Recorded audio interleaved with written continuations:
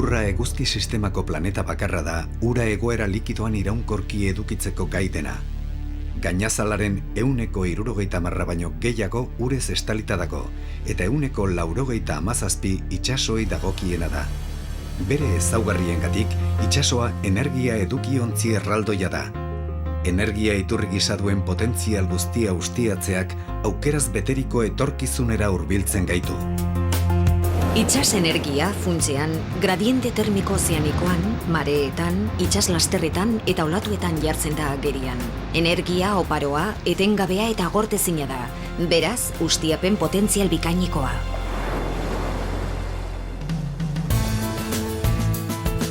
Itsas energia mota desberdinak daude. Energia termiko ozeanikoa, edo maremotermikoa, itsasazaleko eta itsasondoko uren arteko temperatura aldeaz baliatuz sortzen da.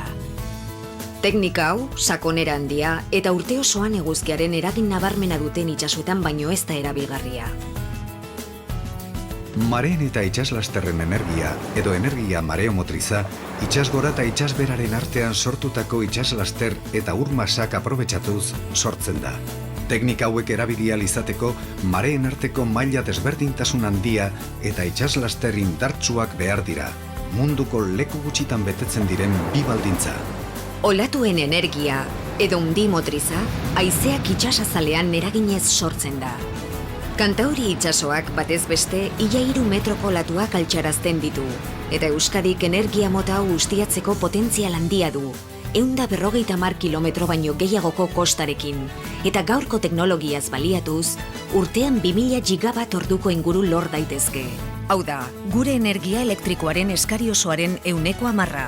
Beraz, olatuena, energia iturri alternatibo garrantzitsua da Euskadirentzat, eta apustu estrategikoa energiaren euskal erakundearentzat. Gaur egun olatuen indarra energia bihurtzeko teknika ugari eta garapen maila desberdinekoak daude. Sistema erabilienak 4 dira. Kaptadore moteltzaileko sistema, olatuen gainean gora eta bera dabilen egitura flotagarria da. Eragindako mugimendu kulunkaria, energia elektriko bihurtzeko gai dena. Pelamiz deritzon bihurgailua sistema moteltzailearen adibidea da. Olatuen gainezkatze sistemaren bidez, maila jakin bat gainditzen duten olatuen ura urtegi batean jasotzen da, eta urruste prozesu bat dela medio, energia elektrikoa sortzen da. Wave Dragon dispositiboak oso modu eraginkorrean erabiltzen du sistema hau. Kaptadore puntualeko sistemak hainbat forma eta metodo ditu, baina oinarria beti da berbera. Egitura flotagarri bat, urazalaren gaineko edo barneko mugimenduen bidez norabide guztietatik datorren energia jasotzen duena. OPT, Ocean Power Technology garatutako itsasbuiak sistema hau erabiltzen du eta garapen maila nahiko aurreratuan dago. OV bikoitza C sistema edo ur-zutabe oszilatzailea, olatuen energia ustiapenerako teknologiarik helduena erabiltzen duena da. Sistema erraza da, baina oso eraginkorra. Itsasertzean kamera gisako eraikina, barnean zenbait turbina dituena. Olatua datorrenean, ura kameran sartu eta barneko airea konprimitzen du ondoren goiko zulotik presio handiz ateratzeko. Igarotzean, turbina igierazten du, eta honek alternadoreari eragiten dio era honetan energia elektrikoa sortuz.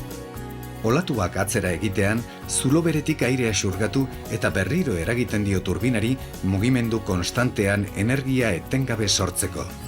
Sistema honen fidagarritasun teknikoak eta euskal kostaldearen ezaugarrietara ondo egokitzeak, energiaren euskal erakundea Mutrikuko plantan WaveGen teknologia honen aldeko apustua egitera bultzatu dute.